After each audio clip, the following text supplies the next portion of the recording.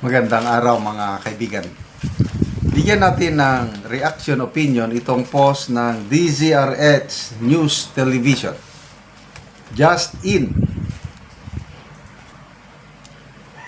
Inirekomenda na ni DILG Secretary John Vic Remulla na kasuhan at sibakin sa pwesto ang unang 20 na pinakamataas na opisyal ng Bureau of Fire Protection, kabilang na si Fire Director Jesus Fernandez sa susunod na linggo.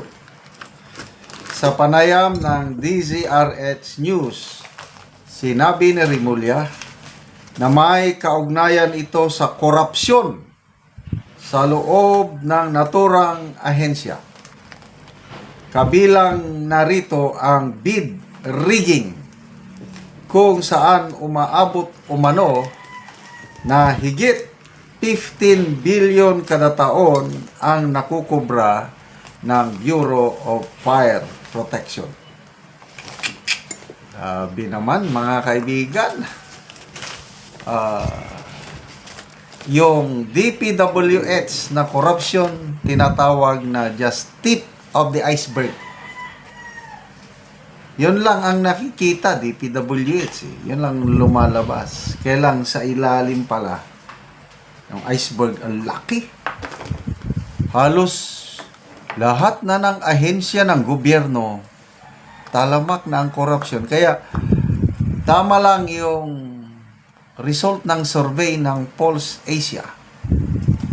Itong December 2025 na survey, 94% sa mga respondents nagsabing talamak ang korupsyon sa buong gobyerno.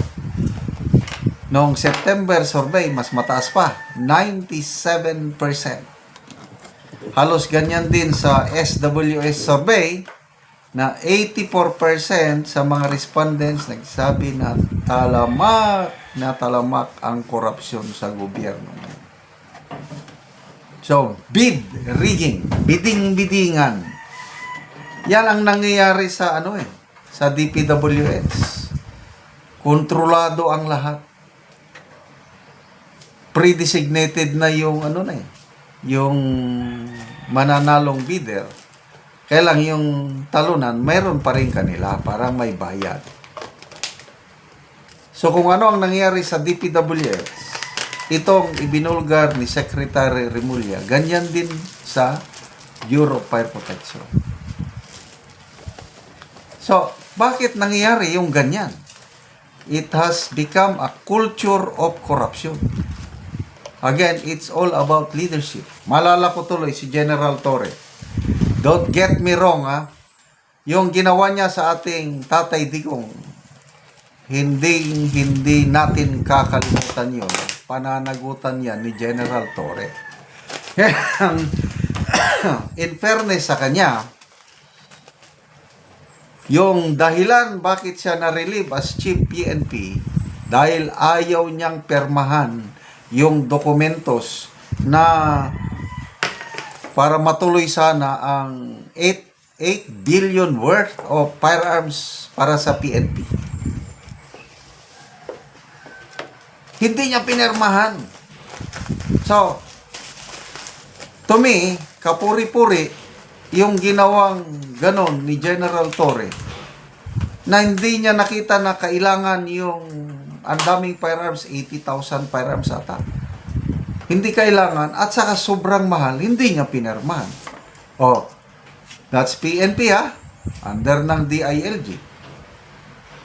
Ano pa? Meron pa yung naisiwalat. Si Saldico, naglagay siya ng mga malaki-laking budget insertion niya sa PNP. Inaamin yan. So, dyan sa PNP, may nangyaring ganyan. Fire protection, meron din. So, ano pa ba yung mga ibang ahensya o bureau ng DILG? So, ganyan na po ang nangyari. O, sa Department of Agriculture, meron ding ghost na farm to market rules na isiwalat yan sa pamamagitan ni Senator Gatchalian at hindi pa yan nasisimulang imbestigahan. So, hindi lang flood control ang problema. Problema din yan sa farm to market road. At ngayon, dinobli pa ang pundo. Supposed to be 16 billion lang ang farm to market road. Ginawang 32 billion. Grabe. So, paano tayo makakasigurado na matino ang pagpapatupad ng farm to market road? Itong mga nakaraan, may problema na. Sa Armed Forces of the Philippines, meron din. But in fairness, hindi ito kasalanan ng AP. Kasalanan pa rin ng DPWH kasi yung tinatawag nila na TICAS program, Tindig, Infrastruktura para Kapayapaan at Kaunlaran, parang kapayapaan at 15 billion worth of projects. DPWH ang in charge. Ang beneficiary ang ating makasundaluhan, magpapatayo sana ng mga istruktura para sa barracks, training facilities at iba pang kakailanganin ng sundalo. Palpak, halos kakaunti ang nagagawa ng DPWH. Kaya tinatawag na ghost project sa AP. Kailang ulitin ko, walang kasalanan ang Armed Forces of the Philippines. Kasalanan ito ng DPWH.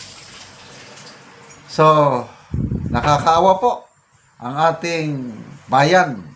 Korupsyon. Ito na po ang tatak ng bagong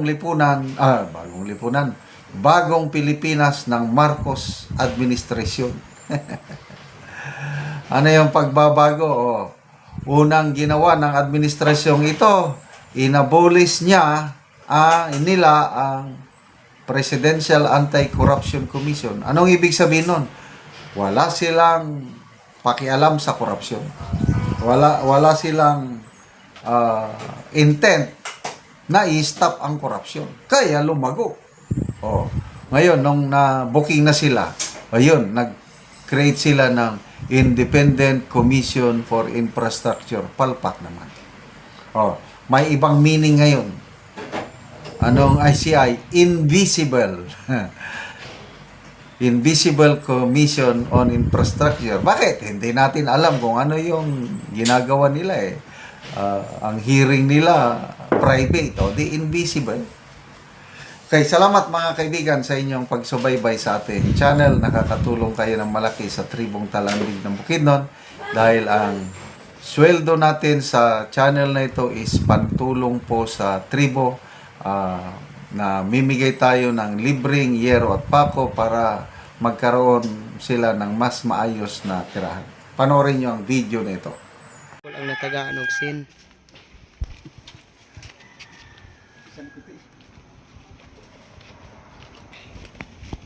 So mao na ni ang iyang balay.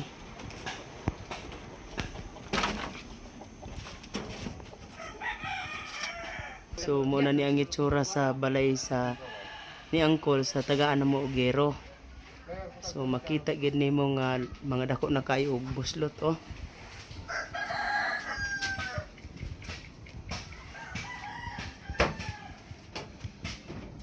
Mga dako na gid kayo og buslot.